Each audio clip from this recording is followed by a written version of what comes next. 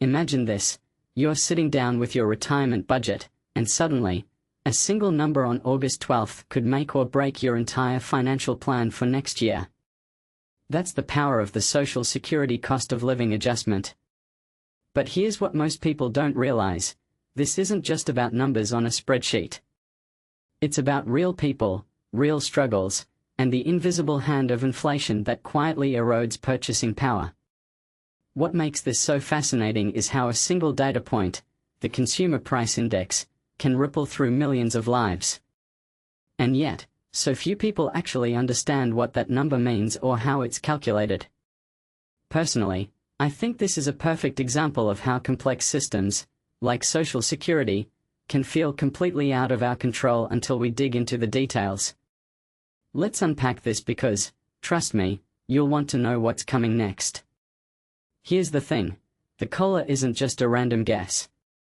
It's a mathematical beast that depends on 3 months of data: July, August, and September. That's why August 12th is such a big deal.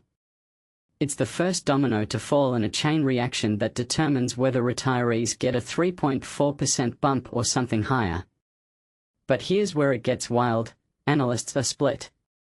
Some think it'll be 3.8%, others 3.7%, but the Fed's own models are whispering 3.2%. What does that mean? It means retirees are essentially playing a high-stakes game of prediction with their future income. And that's terrifying. From my perspective, this isn't just about numbers, it's about the psychological weight of uncertainty. How do you plan a budget when the rules keep changing? It's like trying to navigate a maze while the walls shift every month. Now, let's talk about the CPI-U versus CPI-W debate. Most people don't even know these acronyms exist, let alone what they mean. But here's the kicker: CPI-W, which Social Security actually uses, is designed for urban wage earners and clerical workers. That's not just a technicality, it's a political choice. Why? Because it's slightly different from CPI-U, which includes more households. The difference might seem small, but in the world of COLAs, those fractions of a percent can mean thousands of dollars over a lifetime. What many people don't realize is that this discrepancy has been quietly favoring certain demographics over others. It's not just about inflation, it's about who gets to define what inflation looks like.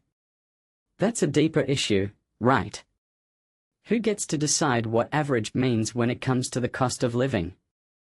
And here's the elephant in the room: even if the COLA ends up being 3.4%, that's still one of the highest increases in decades. But is it enough?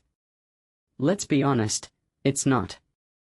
When you factor in healthcare costs, rent increases, and the sheer unpredictability of modern life, a 3.4% raise feels more like a slap in the face than a relief. What this really suggests is that the current system is fundamentally broken. It's built on a model from the 1970s, yet we are expected to rely on it in an era of AI, cryptocurrency, and climate disasters. How is that even possible?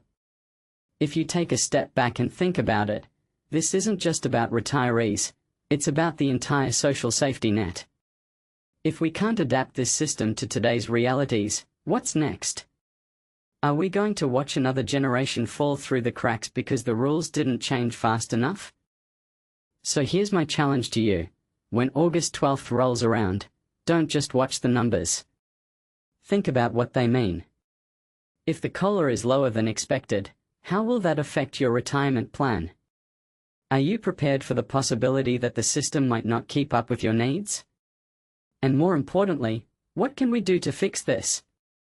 Because if we don't start having these conversations now, we'll be stuck in the same cycle of frustration and financial anxiety for years to come. This isn't just about a single date, it's about the future of retirement itself. What will you do differently knowing this?